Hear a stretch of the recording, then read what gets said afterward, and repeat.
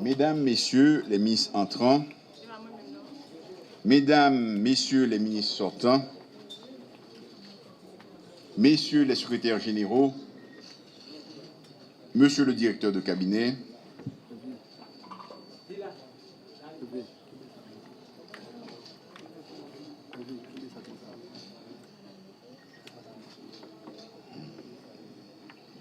Mesdames, Messieurs du corps diplomatique, Messieurs les honorables membres du Conseil supérieur du pouvoir judiciaire, Monsieur le commandant en chef AI des Forces armées d'Haïti, Monsieur le commandant AI en chef de la police nationale, Mesdames, Messieurs les chefs de... Mesdames, Messieurs les membres du cabinet du Premier ministre, Mesdames, Messieurs les hauts fonctionnaires de la fonction publique, Mesdames, Messieurs les représentants des partis politiques, Mesdames, Messieurs les représentants des organisations de la société civile, Mesdames, Messieurs de la presse parlée, télévision et en ligne, Mesdames, Messieurs, en vos rangs, grades et qualités. Chers compatriotes, distingués invités, Mesdames, Messieurs, il y a 4 mois, en installant le gouvernement, j'avais promis de prendre mon bâton de pèlerin et d'aller voir tous les secteurs de la vie nationale en vue de construire un consensus suffisant autour d'un accord politique. J'ai tenu cette promesse et j'ai pris le temps de rencontrer de nombreux partis et regroupements de partis politiques, de multiples organisations de la société civile, du secteur privé des affaires, des représentants des diverses confessions religieuses, des syndicalistes, des groupes de femmes, de jeunes, de paysans et des organisations populaires.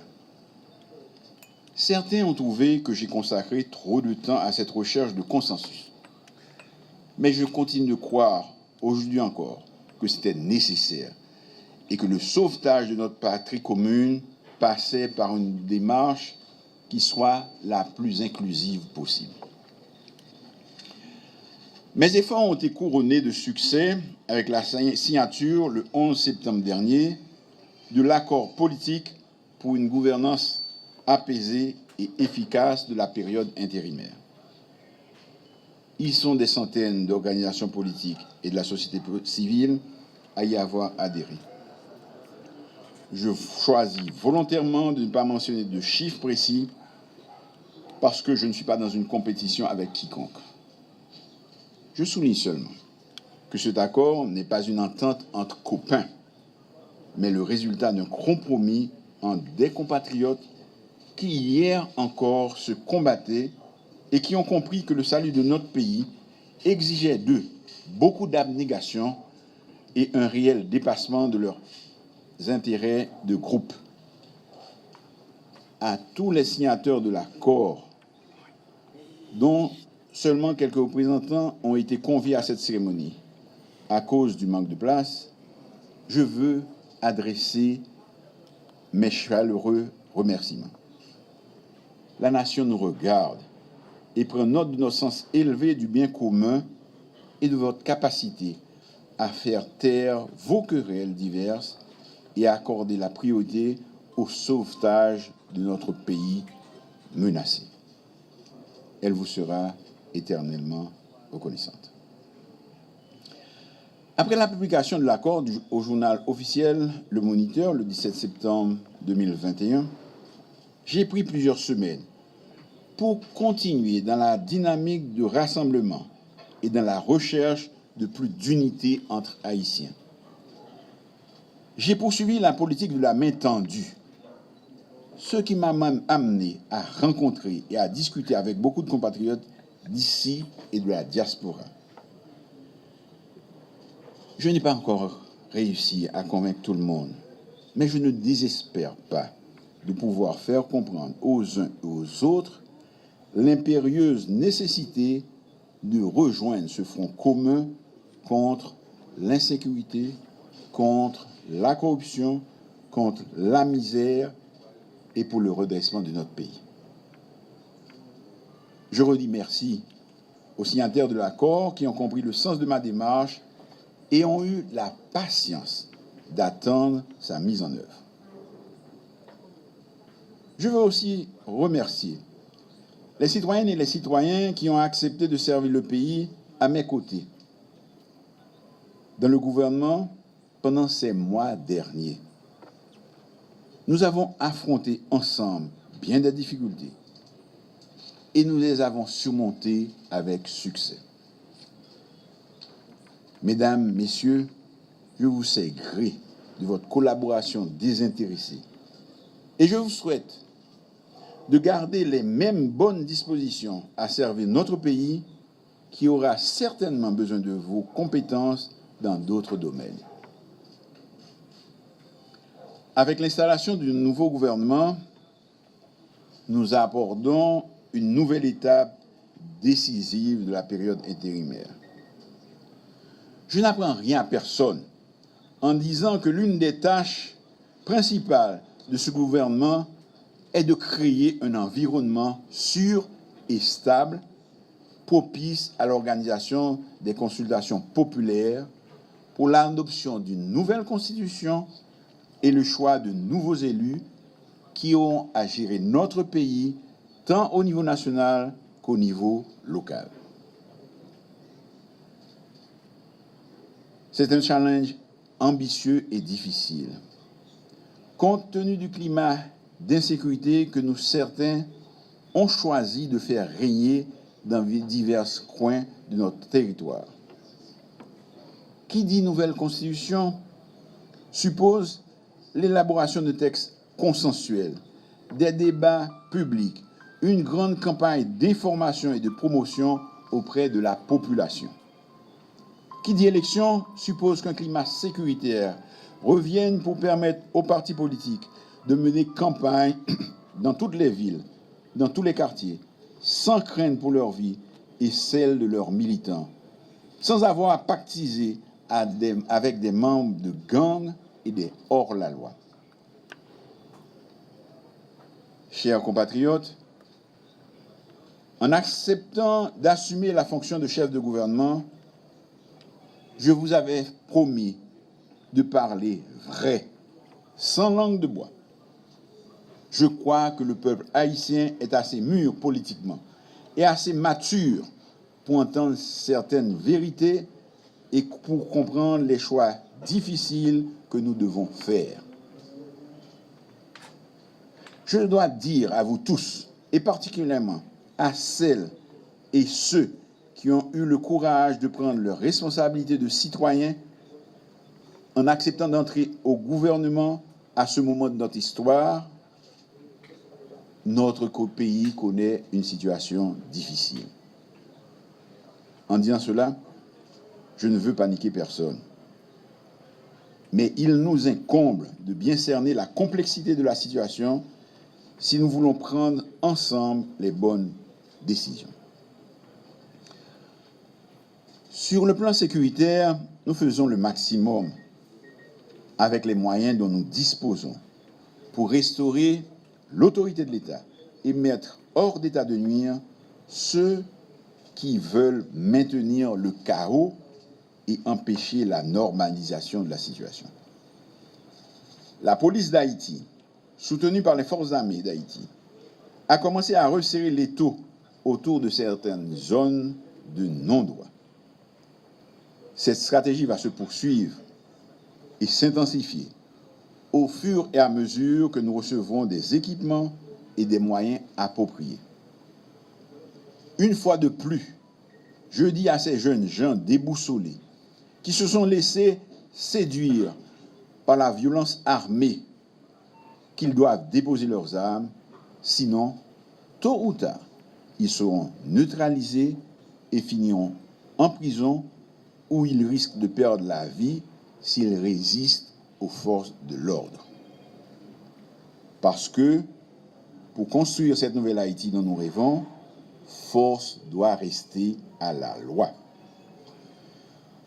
Comment pouvons-nous espérer un retour à un fonctionnement normal de nos institutions dans une ambiance d'insécurité généralisée?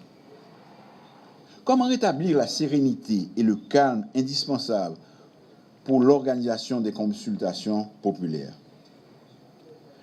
Comment assurer et attirer les investissements massifs nécessaires pour la création d'emplois durables et bien rémunérés pour notre jeunesse. Comment pourrons-nous exploiter notre potentiel touristique considérable? S'il y a une question sur laquelle nous pouvons trouver un consensus national, c'est bien sur la nécessité de rétablir l'ordre et la sécurité. J'invite donc tous les secteurs, y compris ceux de nos compatriotes qui n'ont pas adhéré à l'accord du 11 septembre 2021, à faire un faisceau autour du gouvernement pour nous croiser ensemble insécurité à qu'est l'ennemi Haïti quitté pour nous. Depuis nous parler de sécurité, de lutte contre corruption, de restauration autorité de l'État, il faut que nous parlions tout de système judiciaire noir qui est malade en pile.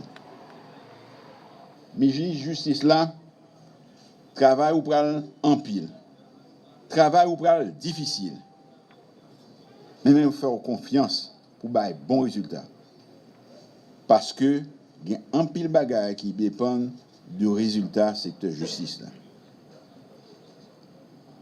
M'pas aimer fini sous système de justice. Sans m'pas demander ministre justice là. Suivre instruction m'bal, en particulier pour dossier président Jovenel Moïse là. Peuple attend et mérité justice pour un président qui mourit pendant le président.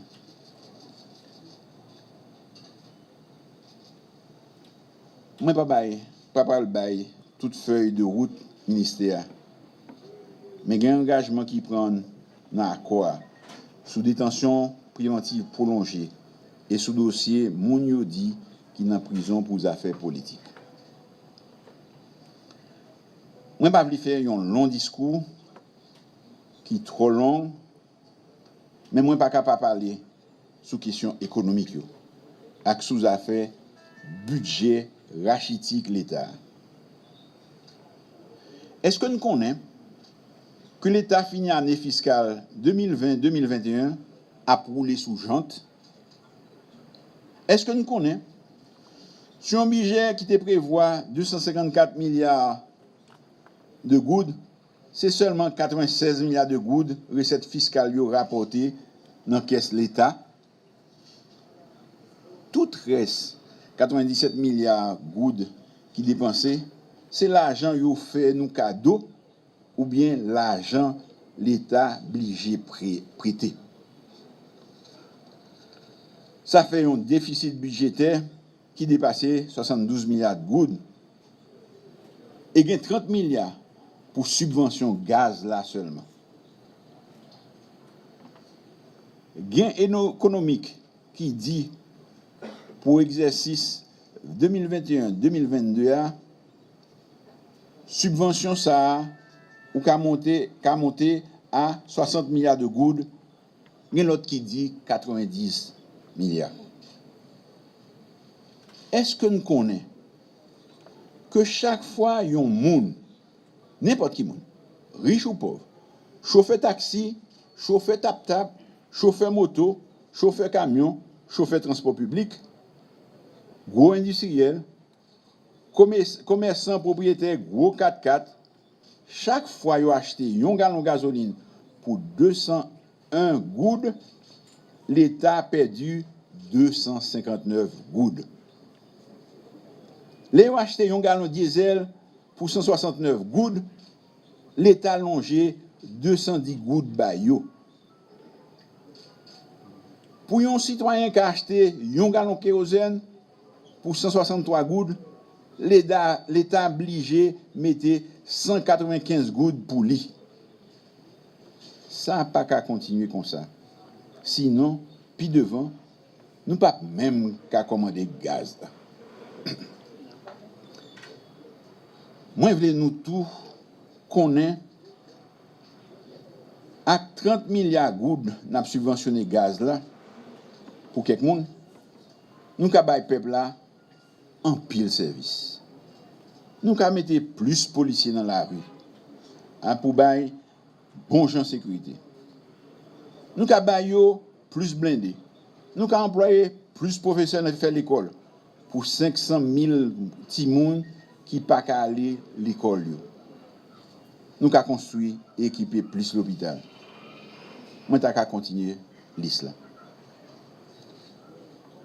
Je vais pour moi parler sur la question ça avec nous, l'autre. Avant, nous tête ensemble à tout le monde qui concerne eux. Moi, je prends une décision qui est plus bon pour le pays. Moi, je te dis, je banne toute vérité. Je banne vérité à Jean-Lia. Et je demande à tout ministre dans le gouvernement, à tout citoyen pays, pour nous commencer à réfléchir sur plus bonne façon pour nous gérer bagaille ça yo. Problème nous dans dialogue et concertation. Besoin yo en pile dans tout secteur. Population attend service dans main l'État. Il est indispensable pour l'État rentrer plus taxes et surtout pour l'État bien dépenser l'argent taxe. Haïtiennes, Haïtiens, ces contributions nous cap aider l'État remplir le rôle comme ça doit. Moi-même, à gouvernement, n'apprend engagement pour nous combattre corruption et gaspillage dans l'État, pour nous faire une gestion rationnelle de tirer ressources nous gagnons. Tout le monde va l'obliger à marrer ceinture. C'est comportement nous, dans le gouvernement, qui a pour le peuple là, confiance dans les dirigeants. Je vais lancer un autre appel à tout frère et pour nous faire l'union sacrée, pour nous sortir pays dans la crise la traversée. Nous ne pouvons pas rentrer dans la chaise musicale sans riter dans la tête pays. Ensemble, nous avons fait miracle. Division, chirépite, c'est plus bonne recette pour un échec collectif. Mesdames, Messieurs, chers compatriotes, dès demain, je vais me remettre au travail pour mettre en œuvre les instances prévues dans l'accord. Je veux rassurer les secteurs qui, à cause de l'insécurité, ont hésité à s'engager dans la mise en place d'un conseil électoral provisoire, de l'Assemblée nationale constituante et de l'autorité de contrôle et de suivi, et leur dire que nous travaillons à la résolution de ce problème. Nous devons dès à présent commencer à préparer les échéances. L'article 12 de l'accord fixe un ensemble de tâches au gouvernement qui prend fonction aujourd'hui. À ceux qui disent que le menu est trop copieux, je réponds qu'avec la bonne volonté et la participation du plus grand nombre, nous pouvons y arriver. Il est possible d'initier un certain nombre de programmes et de projets qui devront être poursuivis et menés à terme par les prochains élus. Nous y mettant tous, nous réussirons. C'est pour assurer la participation du plus grand nombre que je me suis engagé à prioriser un dialogue permanent et structuré sur toutes les questions d'intérêt national. Dans la nouvelle Haïti, nous devrons apprendre à régler nos différends par le dialogue et à construire des consensus suffisants sur les questions essentielles. Le recours à des modes d'expression violentes ne constitue pas la meilleure façon d'adresser les problèmes ni de prendre des décisions dans l'intérêt collectif. Nous avons essayé ces formules depuis plus de 30 ans et nous voyons les résultats. Nous devons changer de paradigme.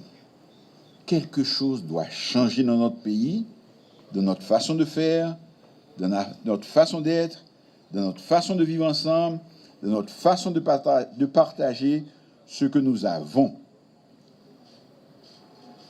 J'ai dit récemment que notre génération a l'opportunité d'assister dans le même temps à l'effondrement de nos institutions et d'être appelés à œuvrer à leur reconstruction. Nous ne pouvons pas rater ce rendez-vous avec l'histoire.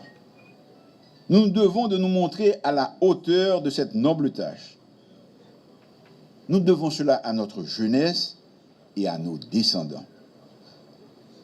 Mesdames, Messieurs les membres du gouvernement, dès que vous aurez pris fonction, nous aurons à mettre les bouchées doubles si nous voulons répondre comme il se doit aux obligations qui sont les nôtres. Vous avez accepté ces responsabilités dans des conditions difficiles. Votre tâche et notre réussite n'en seront que plus exaltantes. Je ne peux pas terminer sans attirer l'attention sur la persistance au niveau mondial des conséquences de la COVID-19. Mes amis, COVID existait tout bon vrai et l'y déjà atteint et tué en pile monde sous toute la terre et dans le pays noir tout. Je demande au ministre de la Santé publique pour lui lancer rapidement une campagne information pour encourager tout le monde à prendre vaccin contre Covid. Jodi a, Haïti risque de tourner un pays isolé parce que nous ne pas prendre vaccin. Je vais dégager Koumet Jean-Jacques pour me trouver plusieurs millions de doses. Nous avons besoin pour vacciner un maximum de monde. Moi, tout le monde prend conscience de ça et fait ça qui est nécessaire pour que le virus là camper loin. Chers compatriotes, chers amis, nous avons rendez-vous avec l'histoire. Sachons nous montrer à la hauteur de ce moment-là. Merci. Comme c'est prévu dans l'arrêté, au niveau de l'article 2, et comme le veut la tradition aussi, le PM, dans quelques instants, va remettre une ampliation à chacun des intéressés. On invite donc le protocole. Bien. D'accord? Donc, on procède à la lecture de... Alors, à chacun des intéressés, une ampliation va être remise par le chef du gouvernement. Et à l'instant, on appelle le citoyen Jean-Victor Généus, le nouveau ministre des Affaires étrangères et des cultes. Merci. Le citoyen Ricard Pierre est nommé ministre de la Planification et de la Coopération externe. Madame.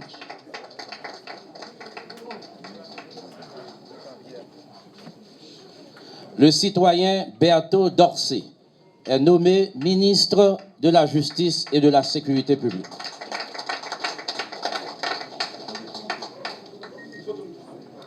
Le citoyen Nesmi Maniga est nommé ministre de l'Éducation nationale et de la formation professionnelle. Le citoyen Alex Larsen est nommé ministre de la Santé publique et de la Population.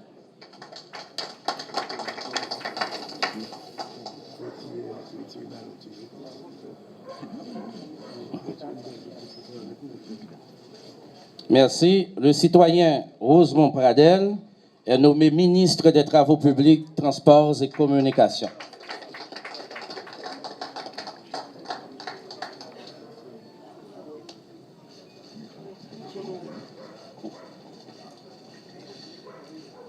Le citoyen Audney Pierre Rico est nommé ministre des Affaires sociales et du Travail.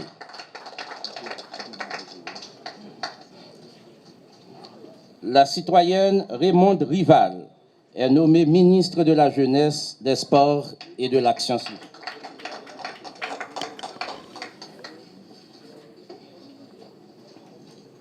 Voilà, Madame, Monsieur, pour les différents membres qui ont donc intégré le gouvernement que que dirige le docteur Ariel Henry.